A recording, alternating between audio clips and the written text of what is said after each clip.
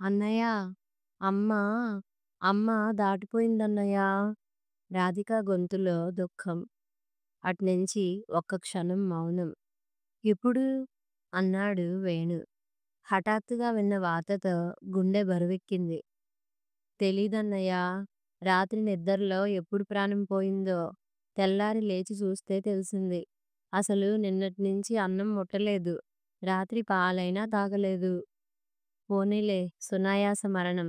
82 సుఖంగా, హాయిగా బతికింది. మంచాన పడకుండా దాటిపోయింది. అమ్మ అదృష్టవంతురాలు అన్నాడు వేణు. అన్నయ్యా! నువ్వు వెంటనే బయలుదేరి రా అన్నయ్యా! చూడు రాధికా! నేను వెంటనే బయలుదేరి వచ్చినా ఎల్లుండికి గాని రాలేను. పెద్దావిడని ఆ ఫ్రీజర్ బాక్సులో పెట్టడం ఎందుకు? మాధవ్ అక్కడే ఉన్నాడుగా. కానిచ్చెయ్యండి. నాన్న పోయినప్పుడు ఆ బాక్సులో పెట్టడం ఆవిడకి నచ్చలేదు. నీకు తెలుసుగా. అమ్మ కూడా పదే పదే చెప్పిందన్నయ్యా. నన్ను మాత్రం ఆ మంచు పెట్టెలో పెట్టొద్దు. మీ నాన్నగారప్పుడు చూశాను. కట్టెపేడులా అయిపోయారు. వేణు 2 నెలల క్రితమే వచ్చి వెళ్ళాడు. వాడు వెంటనే రాలేడు. మాధవ్ చేత తలకొరివి పెట్టించు అని. నేను మాధవ్ దెబ్బలాడాం. ఏంటమ్మా ఆ మాటలు అని. మీకు తెలీదు. నాకు రోజులు దగ్గర పడ్డాయి. నా సంగతి నాకు తెలుస్తోంది అంటూ ఏదేదో మాట్లాడింది. నెల రోజుల నుంచి అమ్మలో మార్పు వచ్చిందన్నయ్య. అన్న హితవు పోయిందంటూ పెట్టిన అన్నం సగం వదిలేసేదట. కాంతమ్మగారన్నారు. మనిషి చాలా డీలా పడింది. మరి అమ్మ ఆరోగ్యం బాగాలేదని నాకెవరూ చెప్పనేలేదే. నాకేం రోగం? నిక్షేపంలా ఉన్నా. వాడు మొన్నే వచ్చి వెళ్ళాడు. అనవసరంగా వాడినెందుకు గాబరా పెట్టడం అంది అమ్మ. మరి నువ్వు మాధవ్ ఎలా వచ్చారు? మీకెవరు చెప్పారు? గోపాలం మామయ్య వారం క్రితం ఫోన్ చేశాడు. ఏమిటో మీ అమ్మ సంగతి బాగాలేదే. మనిషి డీలా పడిపోయింది. తిండి తగ్గిపోయింది. డాక్టర్ దగ్గరికి వెడదామంటే రాదు అంటూ ఫోన్ చేస్తే వచ్చాం అంది రాధిక. మరి డాక్టర్కి చూపించలేదా అమ్మని? బలవంతంగా తీసుకెళ్ళాం. రక్తపోటు సాధారణంగానే ఉంది. మధుమేహం లేదన్నారు. కానీ ఇంత తొందరగా దాటిపోతుందని మేమెవరం అనుకోలేదు. సరే మాధవ్ చేత కార్యక్రమం జరిపిస్తాం. నువ్వు వీలైనంత తొందరగా రా అన్నయ్యా. ఇప్పుడే టికెట్టుకు ప్రయత్నిస్తాను. చూడు చిన్న మామయ్య, పిన్ని, అత్తయ్య అందరికీ, ఆవిడ బంధువులందరికీ కబురు పెట్టండి. మాధవ్కి చెప్పి బ్యాంక్ నుంచి డబ్బు తీయించు. నేను వచ్చాక మిగతా ఏర్పాట్లు చేద్దాం. అన్నయ్య, వదిన పిల్లలు రారా? కష్టమమ్మా రావడం. పిల్లలకి కాలేజీ, స్కూలు. వదిన మొన్నేగా వచ్చింది. చూస్తా. వస్తే మేమిద్దరం వస్తాం. జాగ్రత్త. గోపాలం మామయ్యతో మాట్లాడి అన్ని ఏర్పాట్లు చూడమను అంటూ ఫోన్ పెట్టేశాడు వేణు. పెద్దవాళ్ళ చావు పెళ్లితో సమానం అంటారు. ఆ పల్లెటూరి మండువా లోగిలి 12 రోజులు బంధువులతో నిండింది. 82 యశోదమ్మ పోయిందంటే ఊరికి పెద్ద దిక్కు పోయినట్లనిపించింది అందరికీ. ఆవిడ తమ్ముళ్ళిద్దరూ, చెల్లెలు, ఆడపడుచు, మరిది, వాళ్ళ పిల్లలు, పెద్దత్త, దొడ్డమ్మ అనుకుంటూ వరసలు కలిపి పిలిచే పిల్లలు, మనవలు, తిలోదకాలు, దానాలు, ధర్మాలు, సంతర్పణకి ఊరంతా తరలివచ్చింది. 12 రోజుల కర్మ శాస్త్రోక్తంగా జరిపించారు కొడుకులిద్దరూ. బంధుజనం, వంటలు, వడ్డనలు పెళ్ళిళ్ళులాగే సందడిగా జరిగిపోయింది. అక్కయ్యకి 30 ఏళ్ళు వచ్చే వరకు పిల్లలు పుట్టలేదు. చేయని పూజలు, తిరగని పుణ్యక్షేత్రాలు లేవు. ద్వారక, మధుర అవి తిరిగి వచ్చాక వేణు కడుపున పడ్డాడు. వెంటనే 5 ఏళ్లలో ముగ్గురు పుట్టారు. ఆ కృష్ణుడి దయవల్ల పిల్లలు పుట్టారని అందరికీ కృష్ణుడి పేరే పెట్టుకుంది అక్కయ్య. ఈరోజు పిల్లలు ముగ్గురు అక్కయ్యని ఇంత గొప్పగా సాగనంపారు. రాజ్యం పిన్ని అంది సంతృప్తిగా. అక్కయ్య ఊర్లో ఉందంటే ఎంత అండగా ఉండేది నాకు. అక్కయ్యా అంటూ సలహాకి, సాయానికి వచ్చేవాడిని. ఒక్కరోజు రాకపోతే ఏరా గోపాలం రాలేదేం అంటూ ఫోన్ చేసేది. అక్కయ్య పోవడం నా చేయి విరిగినట్లు అయింది. ఒరే వేణు, నెల రోజుల నుంచి ఆవిడలో ఏదో తేడా వచ్చిందిరా. మనిషి ఒక్కసారిగా నీరసపడింది. మాట తగ్గింది. ఉత్సాహం తగ్గింది. దిగులుగా ఉండేది. అవును బాబూ. నెల రోజుల నుంచి అమ్మగారి తిండి తగ్గిపోయింది. ఏంటమ్మా అంటే అన్న హితవు పోయింది కాంతమ్మ గారు. రోజులు దగ్గర పడుతున్నాయి కాబోలు అన్నారు. అంది వంటావిడ కాంతమ్మ గారు. అమ్మ తెల్లారి లేచింది మొదలు మొక్కల మధ్యే తిరిగేవారు. ఈ పూలు, ఆ పూలు కోస్తూ, పందిరి ఎక్కించిన దొండకాయలు, 4 వంకాయలు, ఇలా ఏవో కూరలు కోస్తూ, ఎండు ఆకులు ఏరి పారేస్తూ తిరిగేవారు. అలాంటి వారు ఏమిటో ఓపిక లేనట్టు వరండాలో కుర్చీలో కూర్చునేవారు. సాయంత్రం పూలు కోసి మాలలు కట్టే మనిషి, "నువ్వే కట్టావే సీతాలు" అనడం మొదలుపెట్టారు. ఏమైందో అమ్మకి. సీతాలు దిగులుగా అంది. అక్కయ్య, డాక్టర్ దగ్గరికి వెడదాం పదా అని బలవంత పెట్టాను ఒకరోజు. నాకేం రోగంరా, నిక్షేపంలా ఉన్నాను. నన్ను ఆస్పత్రుల చుట్టూ తిప్పకు అని మొండికేసింది. ముందే ఓసారి డాక్టర్కి చూపిస్తే బాగుండేదేమో. గోపాలం కళ్ళు తుడుచుకున్నాడు. మేం తీసుకెళ్ళాంగా, డాక్టర్ ఏం లేదన్నారుగా మామయ్య అంది రాధిక. ఇంత జరుగుతున్నా నాకెవరూ ఏం చెప్పలేదు. చెబితే కాస్త ముందే వచ్చేవాణ్ణి గదా నొచ్చుకున్నాడు వేణు. వాడు మొన్నే వచ్చి వెళ్ళాడు. వాణ్ణి అనవసరంగా గాబరా పెట్టొద్దు అంది అక్కయ్య. అందుకే పోనీ ఓసారి రాధిక అన్నా వచ్చి చూసి వెడుతుందని దానికి చెప్పాను గోపాలం అన్నాడు. నే వచ్చి అమ్మ విషయం మాధవతో అంటే వాడు వచ్చాడు అంది రాధిక. ఒంటరిగా ఇంత పెద్దింట్లో ఎందుకమ్మా, మా దగ్గరికి రా అని ఎన్నిసార్లు పిలిచాను. ఆ పట్టణంలో ఆ చిన్న ఇళ్లల్లో నే ఉండలేనురా. నా ఇల్లు, నా మొక్కలు, నా ఊరు ఇవన్నీ వదిలి నే రాలేను. నాకేం భయం, ఊరంతా పిలిస్తే పలుకుతారు. కాంతమ్మ గారు వండి పెడుతున్నారు. సీతాలు, రాజయ్య ఇంట్లో ఉంటారు. నా బతుకు ఈ ఇంట్లోనే తెల్లారిపోవాలి అనేది అమ్మ. ఎంతో ధైర్యంగా నాన్న పోయాక అన్నీ చక్కపెట్టుకునేది. మాధవ అన్నాడు. ఏమిటో ఆవిడ వెళ్ళిపోయింది. తల్లి పోతే తరం పోతుందంటారు. మీ అమ్మ లేకపోతే ఇంక ఈ పల్లెటూరుకు మీరెందుకు వస్తారు? ఇల్లు, పొలం, డబ్బు అన్ని విషయాలు చూసుకోండి. మీ నాన్న విల్లు రాసే ఉంటారు. చూసుకోండి. చిన్నమామయ్య రామారావు అన్నాడు. నాన్నగారు రాయలేదు. అమ్మ ఇష్టానికే వదిలేశారు. అమ్మ రాసి పెట్టింది. మాతో చెప్పింది. ఇల్లు నా పేరా, పొలం మాధవ్‌కి, డబ్బు, నగలు రాధికకి అని చెప్పింది. మావయ్య, సంవత్సరీకాల లోపల ఇల్లు, పొలం బేరం చూసి పెట్టు. అప్పుడు అన్నీ సెటిల్ చేసుకుంటాం. గోపాలానికి భారం అప్పచెప్పారు అన్నదమ్ములు. రాధీ, అన్ని పేమెంట్స్ అయిపోయాయిగా. వంటవాళ్ళు, బ్రాహ్మలు, షామియానా వాళ్ళు, పనివాళ్ళు అన్నీ సెటిల్ చేశావా? ముగ్గురు కూర్చొని లెక్క జమ చూసుకుంటుండగా వేణు అన్నాడు. అన్నీ అయ్యాయి అన్నయ్య. ఇదిగో అన్నీ రాసిపెట్టాను. సీతాలు తన తోడికి ఎవరినో తెచ్చుకుంది. ఆమెకిచ్చారా? అలాగే కాంతమ్మ గారికి సాయానికి వచ్చిన ఆవిడికిచ్చావా? కాంతమ్మ గారెవరినీ తేలేదే ఆశ్చర్యంగా అంది రాధిక. అదేమిటి? ఈ 12 రోజులు ఇంట్లో అందరికీ కాఫీలు, టిఫిన్లు, వడ్డనలు అన్నీ చక్కపెడుతూ తిరిగేది ఒక ఆవిడ. వేణు ఆశ్చర్యంగా అన్నాడు. రాధిక తెల్లబోతూ వేణువైపు చూసి, అన్నయ్య, అదేమిటి? మన పూర్ణని గుర్తుపట్టలేదా నువ్వు? తను పూర్ణ కదా అన్నయ్య అంది. దిమ్మెరిపోయాడు వేణు నమ్మలేనట్టు. ఏమిటి? తను పూర్ణ? అదేమిటే అలా అయిపోయింది? అసలు నేను గుర్తుపట్టలేదు. ఎవరినో కాంతమ్మ గారు సాయానికి తెచ్చుకుందనుకున్నాను. అందుకే సరిగా కూడా చూడలేదు. అయ్యో, నేను పలకరించనే లేదు. మీరన్నా చెప్పలేదు. బొద్దుగా, చలాకీగా ఇల్లంతా తనే అయి తిరిగే పూర్ణ ఇలా 45 ఏళ్లకే ముసలిదానిలా. దిగ్భ్రాంతి నుంచి తేరుకోలేక అన్నాడు కలవరంగా. ఏంటన్నయ్యా, నువ్వు 25 ఏళ్ల క్రితం నాటి పూర్ణ గురించి మాట్లాడుతున్నావు. అవును, 25 ఏళ్లయింది తనని చూసి. అయినా ఇలా తన భర్త, పిల్లలు, అమ్మ పోయిందని చూడడానికి వచ్చిందా? విచలితుడై ఆరాటంగా అన్నాడు. అన్నయ్య, పాపం దాన్ని దెబ్బ మీద దెబ్బ కొడుతున్నాడు దేవుడు. ఓ మనిషి ఎంతకని తట్టుకోగలదు? దాని బతుకులో అన్నీ కష్టాలే విచారంగా అంది రాధిక. ఏమిటి? ఏమైంది? అసలు నాకేం తెలీదే. నేను అమెరికా వెళ్ళిన కొత్తలో పూర్ణ పెళ్ళయిందని ఓసారి చెప్పింది అమ్మ.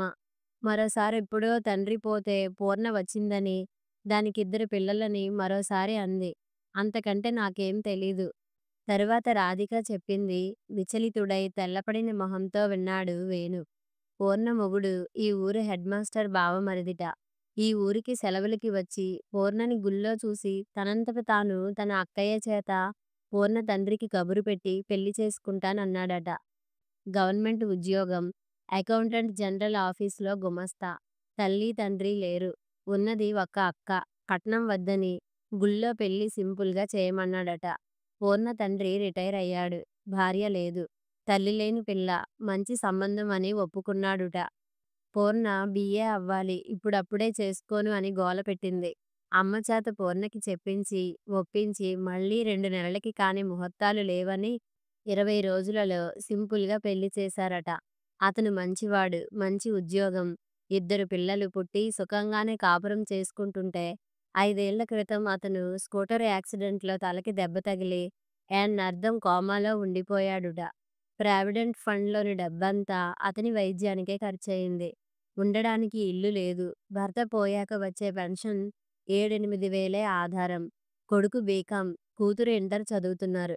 అప్పుడు దాని కష్టాలు పగవాళ్ళకి వద్దనిపించింది.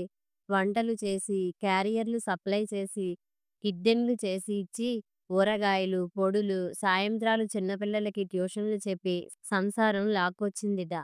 తండ్రి పోయాక మళ్ళీ ఈ ఊరు రాలేదుట.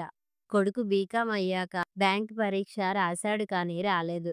ఆఖరికి ఏదో కాల్ సెంటర్లో ఉద్యోగం వచ్చి కాస్త ఊపిరి పీల్చుకునేసరికి కొడుకు ఓసారి కదులుతున్న బస్సులోంచి దిగుతూ బస్సు చక్రాల కింద బోర్లా పడ్డంతో వెన్నెముక నుజ్జు నుజ్జయి శాశ్వతంగా జీవచ్ఛవమై మంచం మీద ఉన్నాడు. జీవితంలో ఇంక కింద భాగం పనిచేయదని, మంచంలోనే ఉండాలని డాక్టర్లు చెప్పేశారు. అప్పుడు దాని దుఃఖం ఊహించు. చేతికందిన కొడుకు జీవితాంతం మంచం మీద.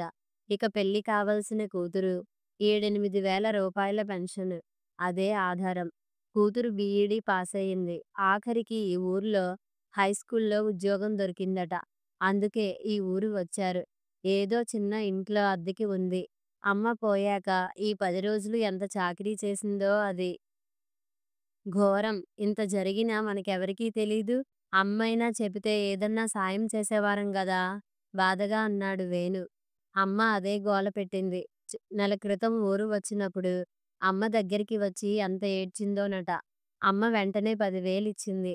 మీరంతా పూర్ణకి ఏదన్నా సాయం చెయ్యండి అంది అమ్మ. దాని బతుకు ఇలా అయిపోయిందని బాధపడింది అమ్మ. మనింట్లో పెరిగిన పిల్ల. ఎలాంటి పిల్ల? ఎలా అయింది?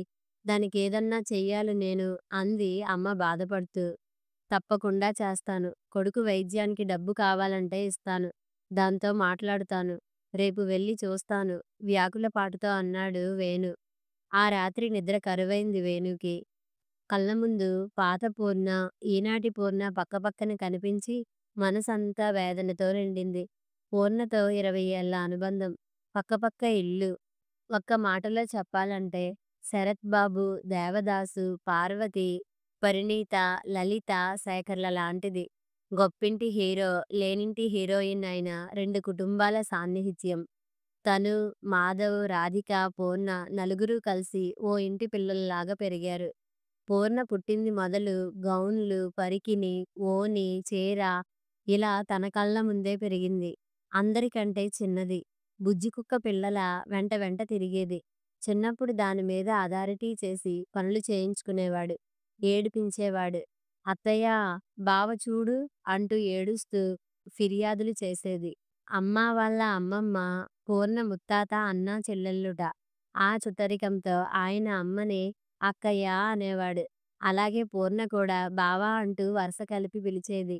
కాస్త పెద్దయిన దగ్గర్నుంచి అమ్మ వెనక వెనక తిరిగి పనులు చేసేది. దానికి 10 ఏళ్ల వయసు ఉన్నప్పుడు తల్లి పోతే అమ్మే తెల్లయింది. దువ్వెన పట్టుకు వచ్చి అత్తయ్య జడ వెయ్యి అనేది. రాధికతో పాటు దాన్ని మరో ఆడపిల్ల అనుకుంది అమ్మ. పూర్ణకి తనంటే పిచ్చి అభిమానం. Hero worship. బావా అంటూ సంబరంగా ఇది అది చెప్తుంటే కసురుకునేవాడు. చిన్నబుచ్చుకు వెళ్ళిపోయేది. ఆ ఊర్లో హైస్కూల్ చదువు అయ్యాక విజయవాడ కాలేజీలో చదవడానికి ఒకరి తర్వాత ఒకరుగా ముగ్గురు వెళ్ళిపోయారు. తను, తమ్ముడు, చెల్లెలు. పూర్ణని పై ఊరు పంపి చదివించనన్నారు వాళ్ళ నాన్న. తండ్రిని ఒంటరిగా వదిలి పూర్ణ రానంది. ప్రైవేటుగా ఇంటరు, బిఏ చదువుతానంది. దానికి చదువు మీద లేదమ్మా. ఎంతసేపు నవలలు, పత్రికలు చదువుతూ నీ వెంటే కూరలు తరుగుతూ, పచ్చళ్ళు రుబ్బుతూ, పూలు కోసి మాలలు కడుతూ తిరగమంటే తిరుగుతుంది అని వెక్కిరిస్తే పౌరుషంగా, చూడు నీ ఇంజినీరింగ్ అయ్యేలోగా బిఏ పాసవ్వకపోతే అంది. పోవే, శరత్ బాబు నవలలు, ప్రేమ కథలు చదువుకుంటూ కలలు కను. అమ్మా, ఇది పల్లెటూరి అమ్మాయి. ఓ పొలం ఉన్న ఆసామికిచ్చి చేస్తే సరిపోతుంది అంటూ ఇంటర్ పూర్తయి సెలవులకి వచ్చినప్పుడు తెగ ఏడిపించాడు తను. ఇలాగే ఏడిపించు. లలిత శేఖర్ మెడలో దండ వేసేసింది చూడు ఓ రోజు. నేను అలా చేస్తాను. అప్పుడు చచ్చినట్లు నన్ను పెళ్లాడతావు కోపంగా అంది. అమ్మ బాబోయ్, మనసులో పెద్ద కోరికలే ఉన్నట్లున్నాయి. అలాంటి పప్పులు నా దగ్గర కావు. ఆ కాలం సెంటిమెంట్లు ఇప్పుడు పనిచేయవు. అలాంటి ఆశలు ఏం పెట్టుకోకు. నేను అమెరికా వెళ్ళి చదువయ్యాక ఉద్యోగం చేసే అమ్మాయిని పెళ్లాడతా. నీలాంటి పల్లెటూరి బయటని పెళ్లాడతానా? కాలరెగరేసి గర్వంగా అంటూ ఏడిపించాడు తను. వద్దన్న వాడి వెంట పడే కర్మ నీకేమిటే? బంగారం లాంటి సంబంధం తెచ్చి నీ పెళ్లి నే చేస్తాను. అమ్మ నవ్వుతూ ఓదార్చింది. అలా చిన్నప్పుడు చిలిపి తగాదాలతో ఓ చోట పెరిగిన వాళ్ళు తామిద్దరు. రాధిక లాగానే ఇంట్లో పెరిగిన పిల్ల పూర్ణ. చెల్లెలులా పెరిగిన పిల్ల అంటూనే చెయ్యరాని పని చేసిన ఆ రోజు ఏ భూతం ఆవహించిందో తనను. ఇంజనీరింగ్ అయి పరీక్షలు రాసి అమెరికా వెళ్లే ప్రయత్నంలో మర్నాడు వీసాకి మద్రాసు వెళ్ళవలసి ఉండడంతో తనను వదిలి అంతా పిన్ని కూతురు పెళ్లికి వైజాగ్ వెళ్లారు. తన భోజనం సంగతి పూర్ణకి అప్పజెప్పి వెళ్ళింది అమ్మ. మనసులో ఏ కోశాన అలాంటి భావం లేదు. ఏ పాడు ఆలోచన లేదు. ఇప్పటికీ ఆ రోజు ఎందుకలా జరిగిందో తనకే అర్థం కాదు. పూర్ణ వంటింట్లో స్టవ్ దగ్గర నిలబడి ఏదో చేస్తుంది. ఊరికే వెనక నుంచి హఠాత్తుగా వెళ్ళి దాన్ని పట్టుకొని భయపెట్టాలని వెళ్ళి దాని నడుం చుట్టూ చేయి వేసి బిగించాడు తను. ఆ! కెవ్వున అరవబోయి వెనక్కి తిరిగిన పూర్ణ తనను ఆశ్చర్యంగా చూసింది తప్ప వదిలించుకునే ప్రయత్నం చేయలేదు. ఏకాంతం, 22 యువరక్తం, మనసులో చెడు ఆలోచన లేకపోయినా శరీరం దాని పని అది చేసుకుపోయింది. పూర్ణ తలంటు పోసుకున్న జడలోని జాజుల వాసన ఏదో మత్తు కలిగించి తన చేతులు మరింత బిగిశాయి. పూర్ణ గువ్వలా వదిగిపోయింది. ఇద్దరికీ ఏమైందో పరిసరాలు మర్చిపోయారు. జరగరానిది జరిగాక తెలివి తెచ్చుకొని పడక గదిలోంచి పారిపోయింది పూర్ణ. భయంతో చెమటలు పట్టాయి తనకి. పూర్ణ అమ్మకి, వాళ్ళ నాన్నకి చెబుతుందేమో. ఇంట్లో వాళ్ళకి మొహం ఎలా చూపాలి? ఆ రాత్రి గదిలోంచి బయటికి రాలేదు. సీతాలు వచ్చి భోజనం చెయ్యమన్నా చెయ్యలేదు. తెల్లారి బస్సుకు వెళ్లే ముందు రాత్రి చేసిన వెధవ పని చాలక ఎందుకు చేశాడో తెలియకుండా ఓ 1000 రూపాయలు పూర్ణకిమ్మని పనిమనిషితో పంపాడు.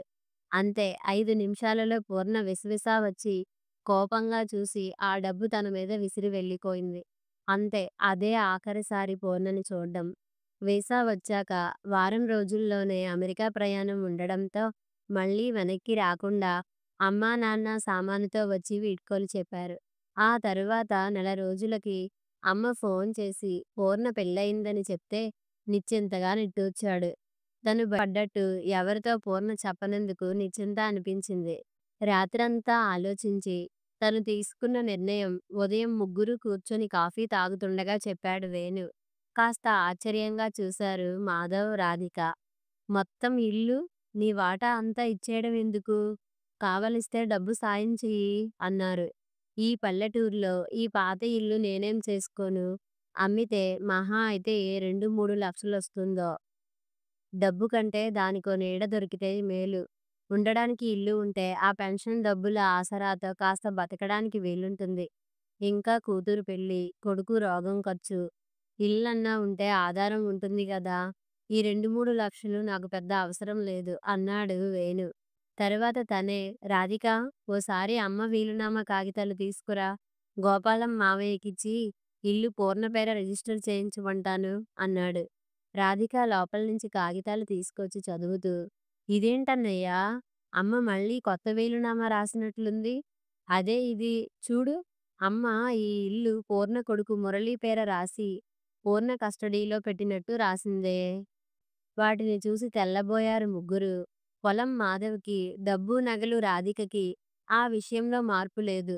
నా పెద్ద కొడుకు అమెరికాలో బాగా సంపాదించుకుంటున్నాడు. వాడికి ఈ ఇల్లు అమ్మిన డబ్బు పెద్ద మొత్తం కాదు. కష్టాల్లో ఉన్న ఈ ఇంట్లో పెరిగిన పూర్ణకి ఆసరాగా ఉంటుందని ఇలా రాశా అని కూడా చేర్చింది. ఇది అమలు జరిగేట్టు చూడవలసిన బాధ్యత వేణుది. మనసులో ఆశ్చర్యపడుతూనే, పోనీలే నేను చేయాలనుకున్న పని అమ్మే చేసింది. అమ్మ ఆలోచన సరి అయిందే. వేణు మనస్ఫూర్తిగానే అన్నాడు. అన్నయ్య, బొత్తిగా నీకేం లేకుండా పోనీ సగం పొలం తీసుకో మాధవ్ ఇబ్బందిగా అన్నాడు. పర్వాలేదు మాధవ్. నీది ఇండియా సంపాదన. నాది డాలర్ల సంపాదన. అమ్మ అలా రాయకముందే నేనే ఇస్తానన్నాగా. రాధీ, ఓసారి వెళ్ళి పూర్ణని, కొడుకుని చూసొద్దాం. బిల్లు కాగితాలు ఇచ్చి వద్దాం. స్నానం అయ్యాక వెడదామా? నేను, మాధవన్నయ్య వెళ్ళి చూసొచ్చాం. నువ్వు వెళ్ళు. ఇంట్లో సామాన్లవి అన్నీ సర్దించాలి గదా. బోలెడు పని ఉంది. నువ్వెళ్ళిరా అంది రాధిక. తలుపు తీసిన పూర్ణ కళ్ళల్లో వెలుగు. సారీ పూర్ణ, క్షమించు. నిన్నసలు గుర్తుపట్టలేదు. ఎవరో అనుకుని పలకరించలేదు. నీకు క్షమాపణ చెప్పాలని వచ్చాను. పూర్ణ జీవం లేని నవ్వు నవ్వింది. గుర్తుపట్టలేకపోవడం నీ తప్పు కాదులే. రా లోపలికి అంది. చిన్న పెంకుటింట్లో ఓ వైపు భాగం, 2 చిన్న గదులు, పంచదించిన వంటిల్లు. రెండో గదిలో మంచం మీద జీవోత్సవంలా పడివున్న చిక్కి శల్యమైన ఆకారం. 2 నిమిషాలు అటు చూసి, పూర్ణ, ఇంత జరిగినా మాకెవరికీ చెప్పాలనిపించలేదా? ఇంతమందున్నాం, మేమెవరం సాయం చెయ్యమనుకున్నావా? ఇన్ని బాధలు పడ్డావు.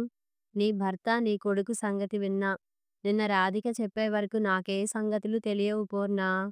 నీ కష్టం తీర్చలేకపోయినా కనీసం కాస్త డబ్బు సాయమన్నా చేసేవాళ్ళం గదా ఆవేదనగా అన్నాడు వేణు. ఎవరైనా ఎన్నిసార్లు సాయం చేస్తారు? దినదిన గండమైన బతుకు బతుకుతున్నాను వాడిని చూస్తూ. వాడు నడవలేని జీవోత్సవం. నేను నడిచే జీవోత్సవాన్ని బావా అంది, గొంతు రుద్ధమై బొటబొటా కన్నీరు కారుస్తూ. చూడు బావా, ఆ మంచంలో పడి ఈగ వాలినా తోలుకోలేని స్థితిలో వాడు. వాణ్ణి చూస్తూ నేను, అమ్మా, నాకింత విషం ఇచ్చి పుణ్యం కట్టుకో. ఇన్ని స్లీపింగ్ పిల్స్ ఇయ్యమ్మా, నీకు దండం పెడతాను అని ఏడుస్తాడు. వాడి బాధ చూడలేక ఒక్కోసారి వాణ్ణి ఈ నరకం నుంచి విముక్తుణ్ణి చేయాలనుకుంటాను. చూస్తూ చేయలేకపోతున్నాను. ఈ నరకం పగవాళ్ళకి వద్దు. నోటికి కొంగు అడ్డు పెట్టుకుని వెక్కి వెక్కి ఏడుస్తున్న పూర్ణని నిస్సహాయంగా చూసి కళ్ళు నీళ్లతో నిండగా, పూర్ణ, ప్లీజ్ ఏడవకు. నేను ఎంత ఖర్చైనా భరిస్తాను. హైదరాబాద్ తీసుకెళ్ళి వైద్యం చేయించు. ఆపరేషన్ చేస్తే బాగవుతుందేమో. లాభం లేదు బావా. వెన్నెముక నుజ్జు నుజ్జు అయింది. ఆపరేషన్ చేసినా ప్రయోజనం ఉండదన్నారు డాక్టర్లు. సర్లే, నా గోల ఎప్పుడూ ఉండేది. పద ఆ గదిలో కూర్చో అంది. మీ అమ్మాయి స్కూల్కెళ్ళిందా? ఊ. ఏది తప్పినా బతికేడ్చాలి గదా. నా పెన్షన్, దాని జీతంతో బతికీడుస్తున్నాం. సారీ, వచ్చిన దగ్గర్నుంచి నా కష్టాల కథే చెప్తున్నాను అంది నిర్జీవమైన నవ్వు నవ్వి కళ్ళు తుడుచుకుంటూ. చూడు పూర్ణ, నీ దుఃఖం ఏ విధంగా తీర్చలేను గాని కాస్త నీకు ఆధారంగా, బతకడానికి ఆసరాగా ఉంటుందని మన ఇల్లు నీ కొడుకు పేర రాసింది అమ్మ. గోపాలం మామయ్యకి చెప్పి రిజిస్ట్రేషన్ చేయిస్తా. మేం వెళ్ళాక మన ఇంట్లో ఉండు. కనీసం అద్దెన్నా తగ్గుతుంది. ఇవిగో కాగితాలు, కాదనకుండా తీసుకో. ఆ రోజులా నా మొహాన విసరకు. ఇది అమ్మ ఇచ్చింది అన్నాడు. పూర్ణ సూటిగా వేణు కళ్ళల్లోకి చూసి కాగితాలు అందుకుంటూ, ఆ రోజు నా అభిమానానికి వెలకట్టావన్న కోపం, బాధతో తీసుకోలేదు. ఈరోజు అమ్మే కాదు, నువ్విచ్చినా తీసుకుంటాను. వాడి హక్కుని కాదనడానికి నేనెవరిని అంది. వేణు తెల్లబోతూ చూశాడు అర్థం కానట్టు. వాడి వారసత్వ హక్కుని వద్దనడానికి నేనెవరిని బావా? వేణువైపు చూస్తూ మళ్ళీ అంది. దిమ్మెరపోయాడు వేణు నిర్ఘాంతపోతూ మంచం వైపు చూశాడు. నిరుత్తరుడై పాలిపోయిన ముఖంతో చూస్తున్న వేణుని చూసి చిన్నగా తల ఊపింది పూర్ణ. బావా, 25 ఏళ్ళు ఈ రహస్యం నాలో దాచుకున్నాను. కానీ అత్తయ్య అర నిమిషంలో పట్టేసింది. మురళిని చూడడానికి వచ్చి చూస్తూనే వేణు అంది నిర్ఘాంతపోయి. అపరాధిలా తలదించుకొని కన్నీరు కారుస్తున్న నన్ను చూసి నేనేం చెప్పకపోయినా గ్రహించింది. నిలేసింది. ఒట్టేసి నిజం చెప్పించింది. ఇంత పెద్ద విషయం దాచినందుకు నిందించింది. చెల్లెలు లాంటిదన్న నన్ను ఇంత పని చేసినందుకు నిన్ను ఆవిడ క్షమించలేక తనే ఆ తప్పు చేసినట్లు విలవిల్లాడిపోయింది. పెళ్లి చేసుకొనని నేనెందుకు ఏడ్చానో ఆవిడకి అర్థమైంది. బావా, మురళి అంతా నీ పోలికే. ఒక్కొక్క ఏడు పెరుగుతుంటే చిన్నప్పటి నుంచి నిన్ను చూసిన రూపే కనపడింది. పెద్దయ్యాక మరీ స్పష్టంగా. నాన్న పోయాక ఈ ఊరు రావడం మానేశాను. ఎవరన్నా గుర్తుపడతారని. తన తప్పు లేనట్టు సంజాయిషీ ఇస్తున్న పూర్ణని నోటమాట రానట్టు చూస్తుండిపోయాడు వేణు.